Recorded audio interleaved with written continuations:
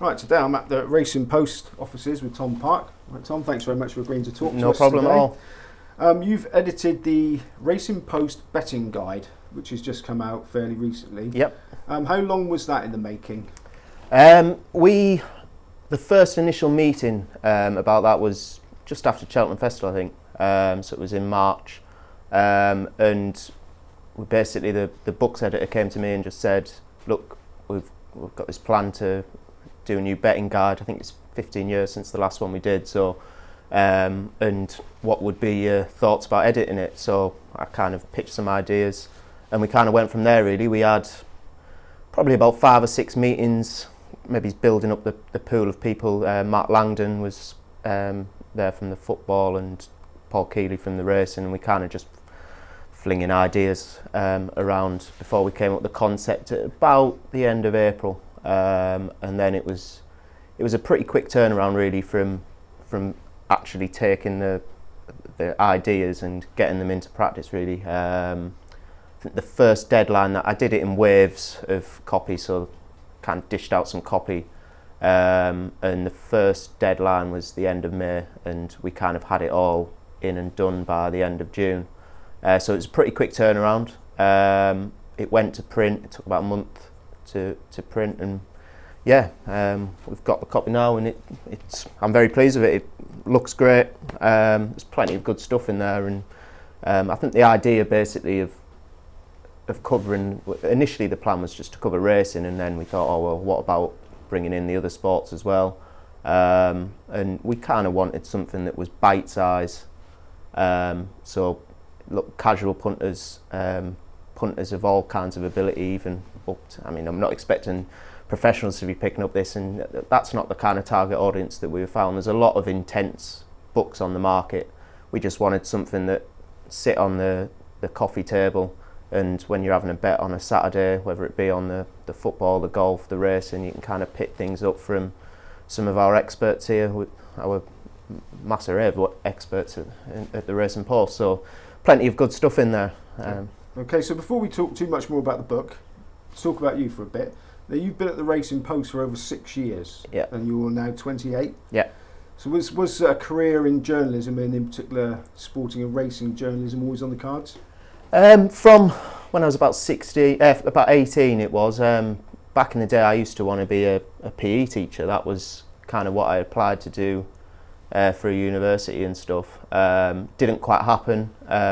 Decided to reroute myself. I always had bad knee injuries from when I was about 15, so I kind of a career in sport, certainly in hindsight, probably wasn't going to be the best idea. I'd have been on the injury table for too long of it. But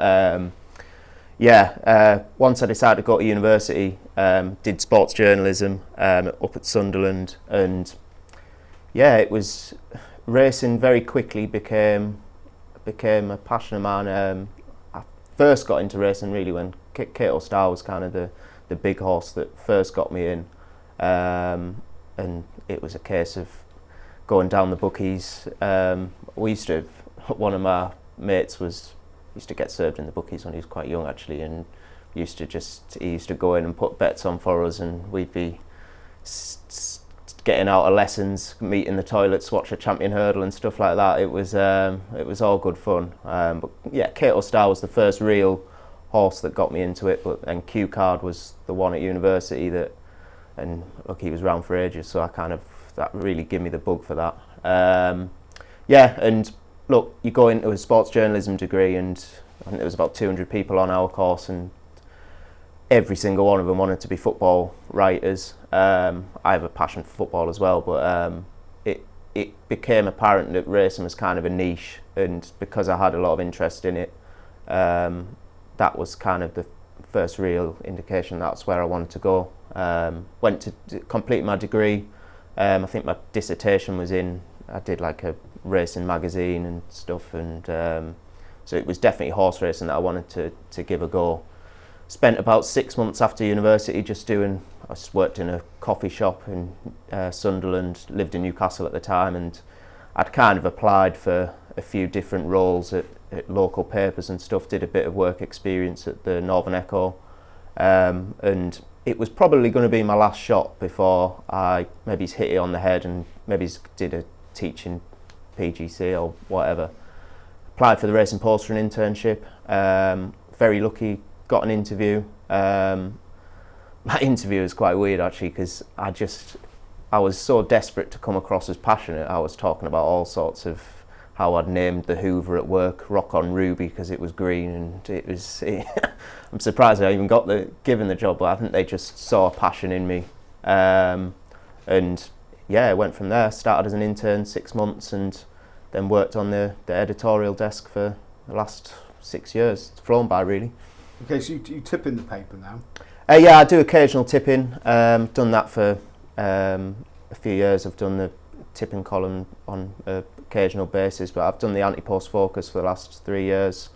So I had some successful bets, some unsuccessful bets, just the way it goes of anti-post, but yeah, it's been good fun, and yeah, there's all sorts of pressures that come with that, but I've enjoyed it. It's been good. Is one of those pressures feeling some sort of responsibility for people that take your advice? Absolutely. Look, I always say that you get a bit of stick and stuff online if you're batting losers, but I've given enough winners over the course of the years to compensate for that. I think that the biggest problem when you're a tipster is people will follow your tips on one particular day. You have a bad day, then you kind of hung, drawn and quartered. You have a good day, they're probably going to take your advice the next year. And look, you get bad comments, but you get good ones as well. I remember when I was on the podcast here and tipped up what was the Charlie Hills Moment of Madness win the Portland last year. It's a big old price, and got a load of messages saying, "Oh, well done, I've just had it." And I like that when you've given some advice to someone and they have it off. That's just as good as winning yourself, really. And talking about winning yourself, you're a winning punter personally?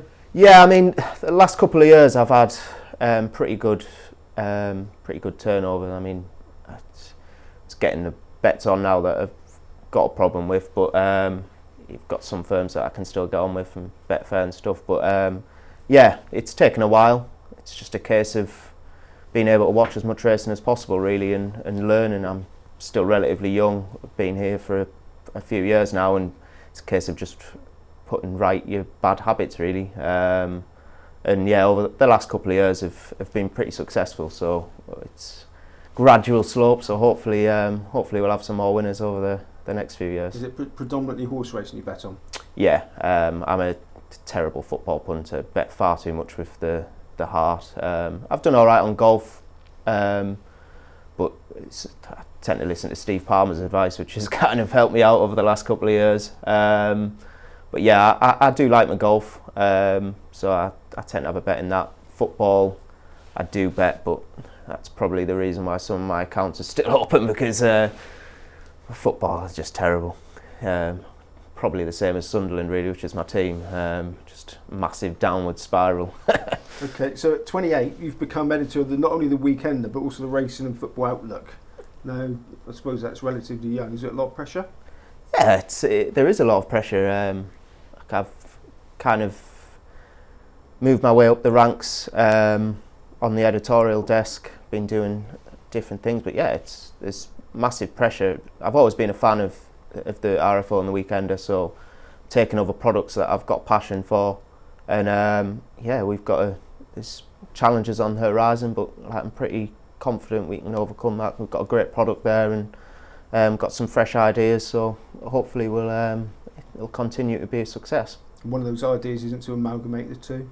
No, I think they serve well as two separate papers at the moment. They're both still doing well compared to other print organisations, so we've got a core readership there that are passionate about both, and there's brilliant bits of stuff in both as well. I think they kind of serve two separate purposes, really. So okay, so back to the book. Why was it felt there was a need to produce another betting guide? I know you say that last one was 15 years ago, which I was quite surprised by. So what was why was it felt there was a need? There was, I think, as you said, there's 15 years since the last one, and we just wanted to. There's a lot of young people getting into racing now with the social media side of things. You can see people getting passionate about racing, and we felt there was just something to help them kind of along the way, really, whilst keeping to our normal readership of maybe a little bit older. It's just to freshen things up, and we wanted to incorporate all the different sports, really. I mean, if them last betting guides that we did, I think there was 5 or 6 books, all real chunky, full of advice, but quite hard. You needed to really have the mind and concentration to kind of get through them. So freshen them up, and we thought that actually boiling things down into smaller points, making it a little bit easier to read without taking out the core advice and tips in there, that we could achieve that. And I think we've done a good job of it, really. I mean, I've read it, and I did feel that the variety of writers kept it fresh, so you could keep turning the pages rather than getting bogged down in all sorts of statistics. But the Racing Post, the people working at the Racing Post, especially when you look around the office here, look to be getting a lot younger. But the demographic of the book is probably a bit older. Would you say there's no substitution for experience when it comes to gambling? I think that look, what we were trying to achieve is getting the best people in the best roles, really. We've got a lot of senior tipsters. There's still some young blood in there. I know Andrew Wilshire, I think he's in his early 20s. He's a very good non-league football judge. But look, we want the best people in the best roles. It's taking nothing away from our younger members of staff. They're progressing at a rapid rate of knots, and they would certainly be capable of contributing to this. But I felt like having the biggest names on the biggest subjects, on the subjects that people would expect them to be writing about as well. But take nothing away from the young guns here. They're brilliant. So that certainly in a few years' time, they would be more than capable of putting a book together like this and helping people out. Now, there's a wide variety of sports covered in there. Would you say that this book maybe is the leapfrog of that experience for any reader? Is that what they can aspire to when they read it, to try and gain that knowledge quickly so they can become successful faster than they normally would? Yeah, I mean, look, I'm a punter myself, so it was kind of, what would I expect, what would I want even now, what kind of things would I be after? The football section would certainly help me out, because, as I said, I'm not the best of football judges. And the Saturday punter was kind of it was a wide target audience, but the Saturday punter was the main guy the main person we were trying to target here. And we've got the football, the golf, everything. As I said earlier, you can just sit on a coffee table, and when you've got the sport on, you can pick it up. If you want to have a bet, you can do so with more. Hopefully you'll back more winners doing it like that. You mentioned yourself that you've been successful for the last couple of years, and already you're struggling to get your bets on. And would it be a little bit off-putting for anybody reading this, thinking you're going to get knowledgeable, absorb all the information in there, and as soon as you start showing a bit of a profit, you're going to get knocked back? I mean, how do you feel about that? Well, as a personal point of view. Yeah, it's difficult, really. I mean, some of the accounts that have restricted me, there's no way that them accounts should be restricted. I don't know if they're linking. I always have this superstition that they know they're kind of all in cohesion with each other, and they kind of, one passes on information to the other, and so I don't know why they don't lay bets a bit more. I mean, some of my accounts, admittedly, I've done rather well on, but some of them, like, I'll give them the money back on other things. You know what I mean? As I said, I'm a punter at heart. I like the race and the football, everything. So I like to have a bet on. I just like having a bet. I enjoy it, and it's maybe I don't know what goes through the bookies' minds. I mean, it is very frustrating when you can't get a bet on. So when you're offered 21 pence on things, but it took me a few years to kind of get to that point.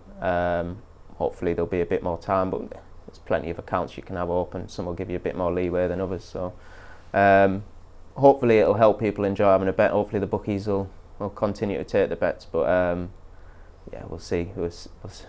I'm sure I'll get feedback on that when people are tweeting me saying, "Oh God, I can't." I tell you what, the book served its purpose if they're tweeting me saying, "Oh, I can't get a bet on because I've had it off because I've read your book." But we'll see. We'll see what the future holds of that. Okay, Tom. Well, finally, take something out of that book that you would describe as one of the standout pieces of advice for anybody watching who's too tight to buy the book, or maybe we'll just take that on board, or we'll, what would be the standout piece of advice in there for punters? Well, one of the things that came up repeatedly, and I deliberately left it in each chapter because I think it's important and unique to all of them, is betting with discipline. You'll probably know yourself, over the course of time you've got to know when a good bet is a good bet, and you've got to have the discipline to kind of go, you know what, that's whether you've been on a bit of a loser, you've had a bad day, or you've kind of won and you don't want to be giving them any of it back really. They'll point at each chapters, we've kind of pulled out a top tip for each, and if you follow them, hopefully you'll be winning. But the biggest piece of advice is bet with a bit more discipline. Don't get carried away, and when things are going well, they tend to be going well. When they're not quite as bad as you think either. So it tends to balance each other out, and hopefully there's plenty in there. They should get plenty out of it. Yeah. Okay, available from all good bookshops. Yep, this is it. Brilliant. Yep. Tom Park, thank you very much. No problem.